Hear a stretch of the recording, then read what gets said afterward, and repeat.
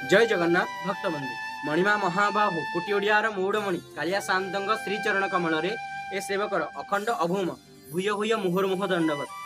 भक्तबंधु आजिकल अधिकांश लोकों मुखर गोटे ही कथा शुणा मिलूँ कि आम जिते श्रीक्षेत्र जाऊँ कालिया शांतर दर्शन निमंते तो आम कालिया शांत को स्पष्ट भाव में दर्शन करूँ। मन मध्य बहुत आकुलता और व्याकुलता थी आम आम चरम नयन चका नयन दर्शन स्पष्ट भाव में करूँ। आज्ञा बहुत ठेला पेला सह्य करने पड़ुची, बहुत छेचा कचा खाइबापी पड़ुची।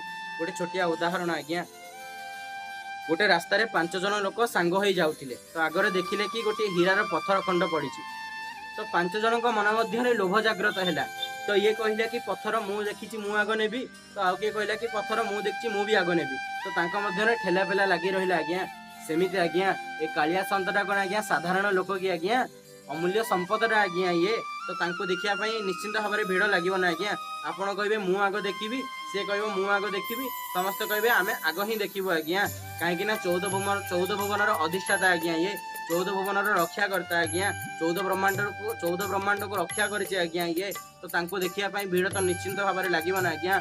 आपण माने जदि अभिभूत हो जाउचंती किबा मन भितर व्याकुलता आछि केबे भी ता मन मध्य आनंदनी आज्ञा। कहीं ना आम मैंने देखिया छेचा कचा खाई जाउचंती बोली सी वर्ष को थे छेचा कचा खाई आम भली पामर मानक संसर्ग करने निमंते, आम भली पतित मानक उद्धारिबा निमंते सी वर्ष को थे बाहर को बाहरुची आज्ञा।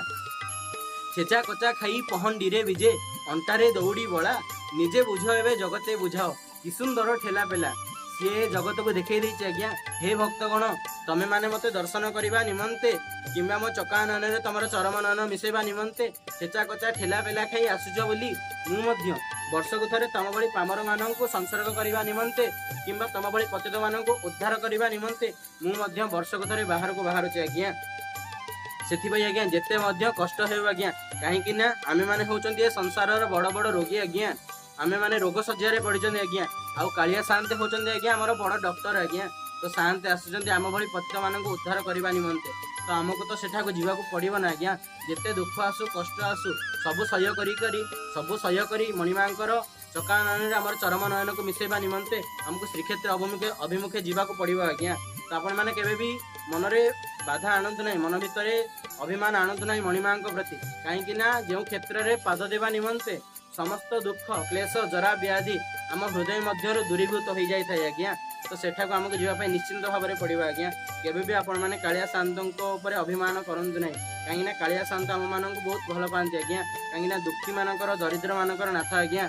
जय जगन्नाथ, हरि बोल।